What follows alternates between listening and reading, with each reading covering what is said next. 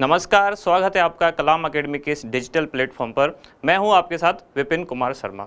तो आज से हम एक नई सीरीज शुरू करने वाले हैं जो आधारित होगी राजस्थान सरकार के सूचना एवं जनसंपर्क विभाग की पत्रिका सुजस ई बुलेटिन के आधार पर। राजस्थान सरकार के इस विभाग द्वारा एक पत्रिका निकाली जाती है जो डेली एक 4 पेज की एक बुलेटिन आती है, PDF फाइल आती है। आप पीछे वही देख पा रहे हैं, ये 17 अगस्त की वही फाइल है।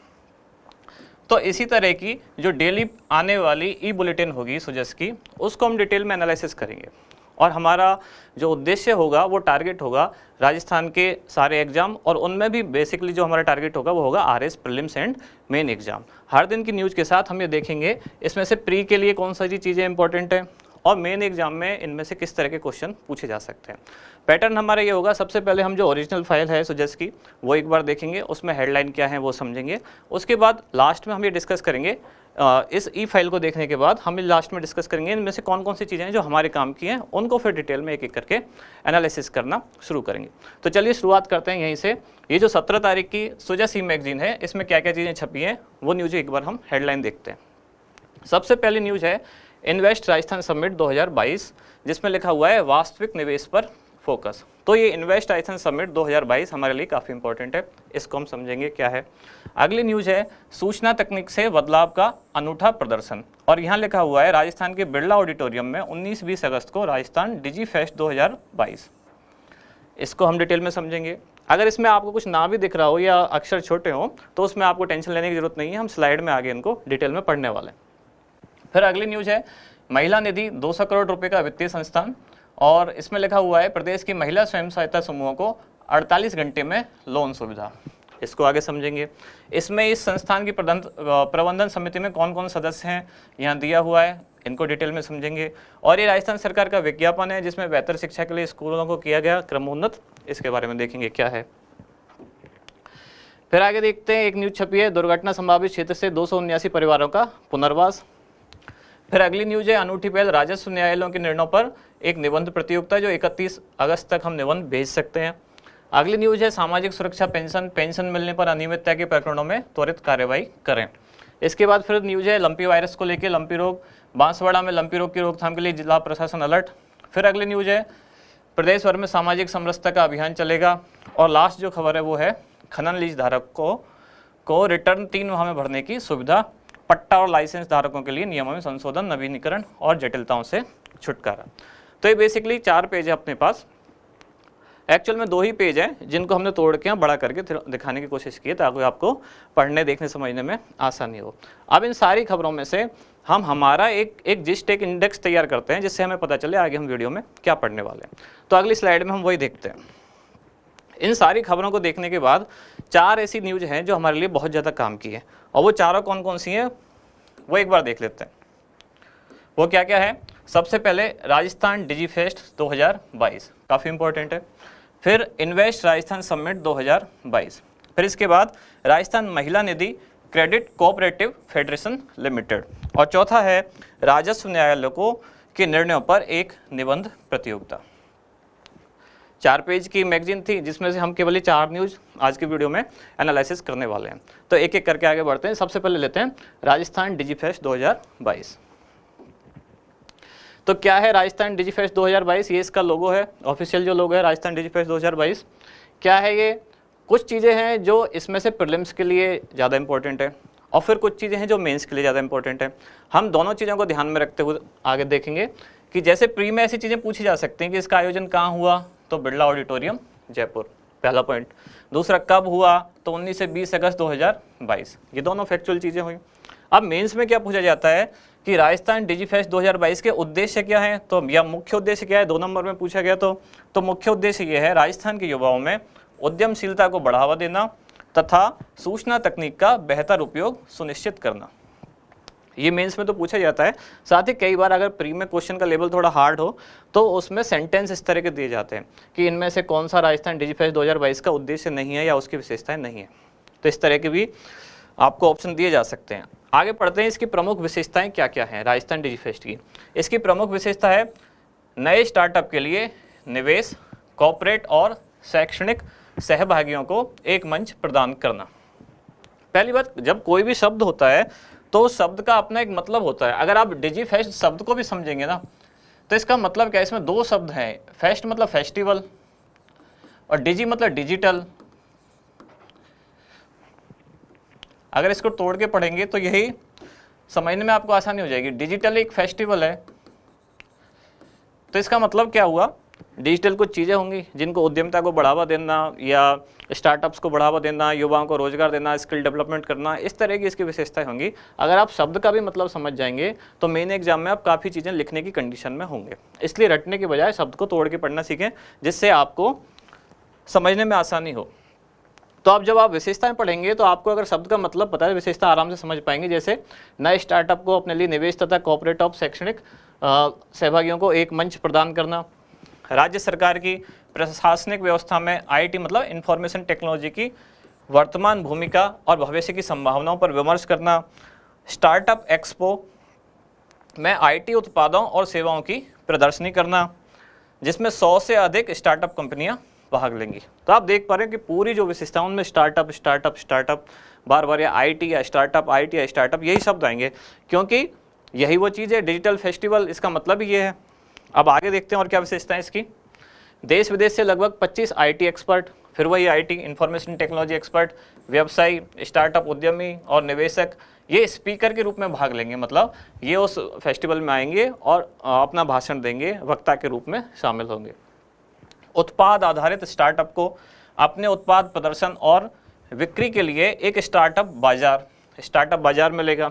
निवेशकों और औद्योगिक संगठनों के बीच भविष्य की संभावनाओं पर विचार करने के लिए राउंड टेबल कॉन्फ्रेंस, जिसको हिंदी में बोलते हैं गोल मेज सम्मेलन, राउंड टेबल कॉन्फ्रेंस, एक साथ सब लोग बैठेंगे, जिनमें जो निवेशक होंगे, कुछ औद्योगिक संगठनों के प्रतिनिधि होंगे वो बैठेंगे, कुछ सरकार के प्रतिनिधि होंगे और सारी संभावनाओं पर विचार करेंगे कि डिजिटली हम राजस्थान को कैसे आगे ले सकते हैं या औद्योगिक जो राजस्थान का उत्थान है वो कैसे कर सकते हैं।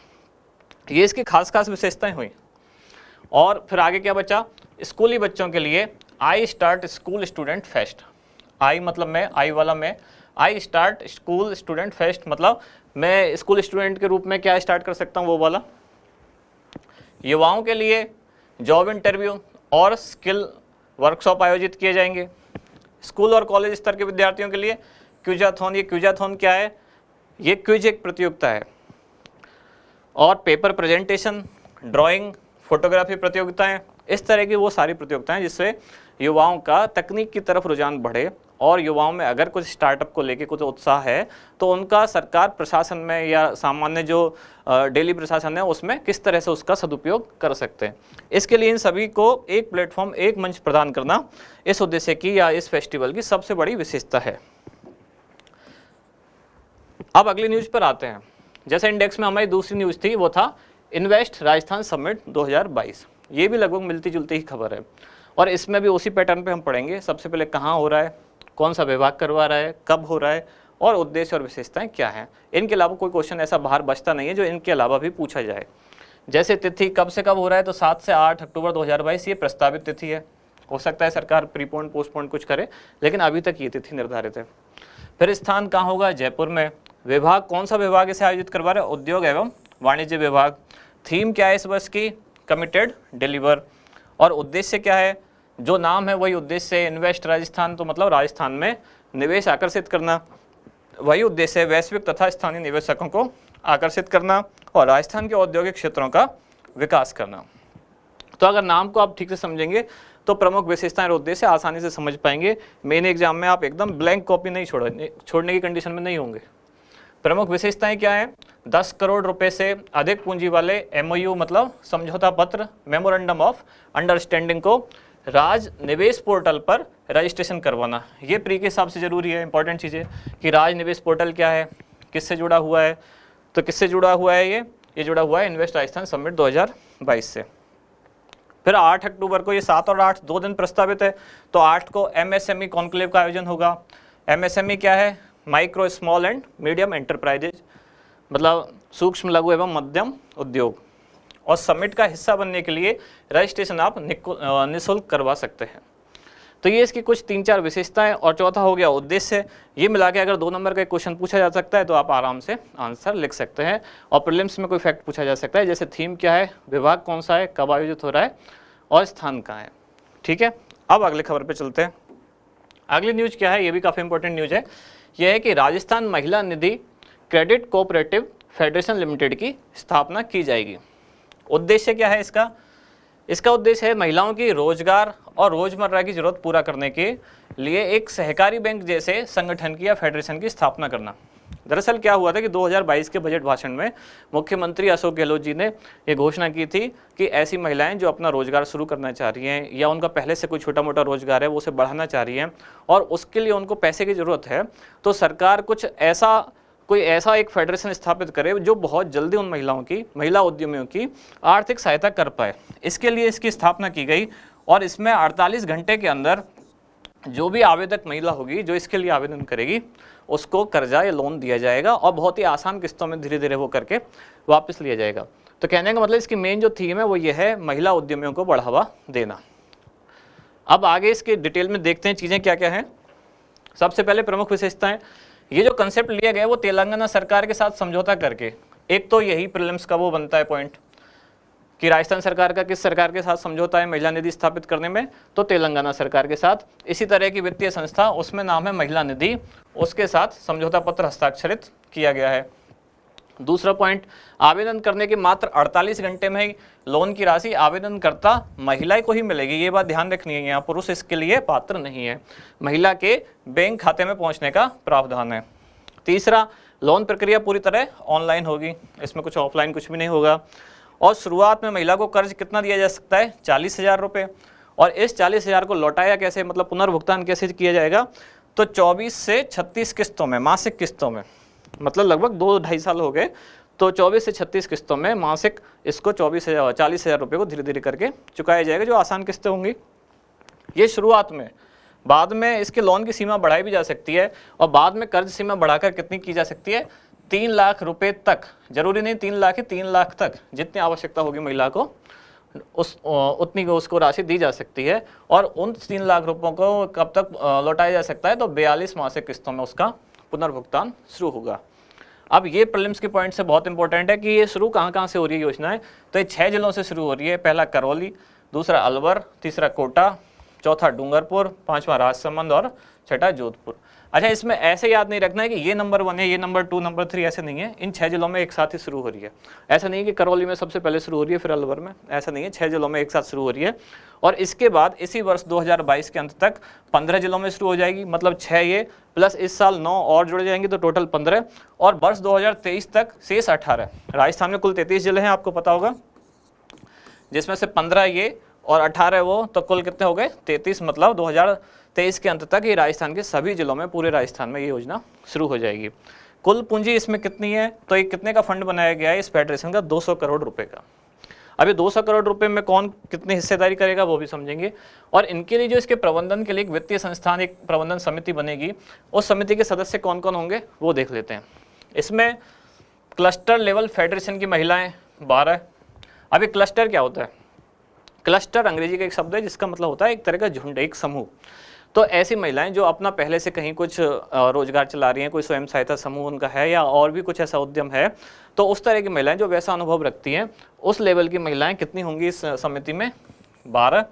फिर राजस्थान सरकार के प्रतिनिधि होंगे 3, नाबार्ड के राज्य मुख्य महाप्रबंधक 1, स्टेट बैंकर्स कमेटी के प्रतिनिधि 1 और विषय विशेषज्ञ जो आमंत्रित सदस्य होंगे 2। तो ये इसकी वित्तीय संस्थान की प्रबंधन समिति होगी, मैनेजिंग कमेटी। और इसमें जो 200 करोड़ की पूंजी थी वो कैसे कैसे आएगी? इसमें राज्य सरकार के अनुदान से आएंगे 50 करोड़, केंद्र सरकार के आएंगे 110 करोड़ और अन्य स्रोतों से भी कुछ पूंजी इकट्ठी की जाएगी, चाहे वो CSR मतलब जो सामाजिक योगदान करती हैं संस्थाएं जो प्राइवेट फर्म है उनसे लिए जाए या किन्हीं और स्रोतों से लिए जाए, स्वयं सहायता समूहों से लिए जाए, उनसे सब मिला के कुल पूंजी हो जाएगी लगभग 200 करोड़। तो ये 200 करोड़ का फंड बनाया गया है महिलाओं को, उद्यमी महिलाओं को बहुत ही जल्दी, मतलब 48 घंटे के अंदर कर्ज प्रदान करने के लिए घोषणा की गई थी मुख्यमंत्री अशोक गहलोत द्वारा 2022 के बजट भाषण में। अब चौथी और लास्ट न्यूज बचती है आज की वीडियो की, वो है राजस्व न्यायालय के निर्णयों पर निबंध प्रतियोगिता। ये बहुत ज़्यादा इंपॉर्टेंट नहीं है, लेकिन फिर भी हम थोड़ी सी चीज़ें देख लेते हैं कि ये प्रतियोगिता क्या है और इसमें क्या किया जा रहा है। तो इसमें उद्देश्य क्या है? राजस्व न्यायालयों के कार्यप्रणाली में सुधार तथा नवाचार को प्रोत्साहन देना। और आयोजक कौन है? तो राजस्व न्यायालय, इसका आयोजक कौन है? राजस्व मंडल अजमेर। विषय क्या है? किस विषय पर निबंध लिखा जाएगा? तो हो सकता है कई बार कभी किसी और एग्जाम में, अगर आरएस ना तो किसी राजस्थान के अन्य एग्जाम में ऐसी चीज़ें पूछी जाती हैं कई बार। किस विषय पर निबंध लिखा जा रहा है? राजस्व न्यायालयों द्वारा पारित निर्णयों के आधारभूत तत्व व विधिक अपेक्षाएं, इस विषय पर आप निबंध लिख सकते हैं। कौन कौन इसके पात्र हैं वो देखते हैं। आवेदन कौन कौन कर सकते हैं, कौन कौन निबंध लिख सकते हैं? तो भारतीय प्रशासनिक सेवा के अधिकारी मतलब आईएएस ऑफिसर्स हो गए, राजस्थान प्रशासनिक सेवा के अधिकारी मतलब आरएस हो गए, ये राजस्व सेवा के अधिकारी आरटीएस वगैरह सब इसमें हो गए, अधिकारी व कर्मचारी, अधिवक्ता मतलब एडवोकेट इसमें हो गए, और आम नागरिक। तो 5 कैटेगरी बनाई गई है। अलग अलग कैटेगरी में अलग अलग विनर होंगे, उनको अलग अलग इनाम दिया जाएगा। शब्द निबंध की शब्द सीमा कितनी है? लगभग अधिकतम 1000। और भाषा हिंदी या इंग्लिश में आप इसको लिख के जो राजस्व मंडल अजमेर की ऑफिशियल ईमेल आईडी है उस पर आप सेंड कर सकते हैं। तो ये वो हुई 4 मुख्य खबरें। अब हम देखते हैं कि इनमें से किस तरह के, जरूरी नहीं कि इन्हीं में से, हम समझते हैं कि किस तरह के पैटर्न के क्वेश्चन जो आरएस मेन एग्जाम में और आरएस प्रीलिम्स में पूछे गए थे। तो जैसा कि मैंने अभी एक जो महिला निधि वाली न्यूज़ थी, इस तरह का क्वेश्चन इस बार पूछा ही गया था, और इंदिरा महिला शक्ति निधि जैसे करके पूछा गया था, और उसका ईयर पूछा गया था कि कौन से साल वो स्थापना हुई थी। और उसमें दिक्कत ये थी कि केवल सभी ऑप्शन में एक ही डेट दी हुई थी, 18, सब में केवल ईयर अलग था। तो बहुत ही क्लोज ऑप्शन थे, इसलिए वहाँ दिक्कत होने लग गई थी। तो ऐसे जो क्वेश्चन आएंगे वो पूछे भी जा सकते हैं, प्रीलिम्स में खूब पूछे जाते हैं। डायरेक्टली डेट देके आरपीएससी बहुत पूछती है क्वेश्चन। अगला जो लास्ट है कि इस तरह की कैसी चीज़ें आरएस के मेन एग्जाम में पूछी गई हैं। तो आरएस 2021 में क्वेश्चन पूछा गया क्या कि राजस्थान निवेश प्रोत्साहन योजना 2019 की मुख्य विशेषताओं को समझाइए। 5 नंबर में ये पूछा गया था। राजस्थान में यंग इंटर्न कार्यक्रम के मुख्य उद्देश्य क्या है? ये 2018 में 2 नंबर में पूछा गया था। और आई स्टार्ट राजस्थान का मुख्य उद्देश्य क्या है? ये भी 2018 में 2 नंबर में पूछा गया था।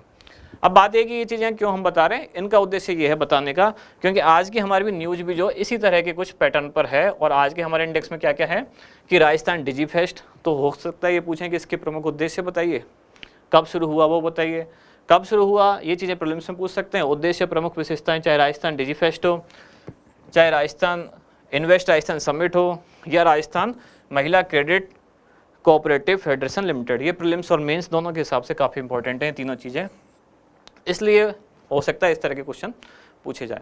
तो ये वो बात हुई जो 17 अगस्त 2022, 17/8/2022 सुजस की जो ई बुलेटिन है, जिसको हम डेली सुजस सार नाम से आपके साथ डिस्कस करना शुरू कर रहे हैं। तो 17 तारीख वाली ये न्यूज़ खत्म हुई। अब मिलते हैं अगली वीडियो में अगले न्यूज़ के साथ। तब तक के लिए आप इसको एक बार रिवाइज करें, और आपके जो भी कुछ अलग क्वेश्चन हो, कुछ क्वेरीज हो, तो कमेंट बॉक्स में ज़रूर बताएं।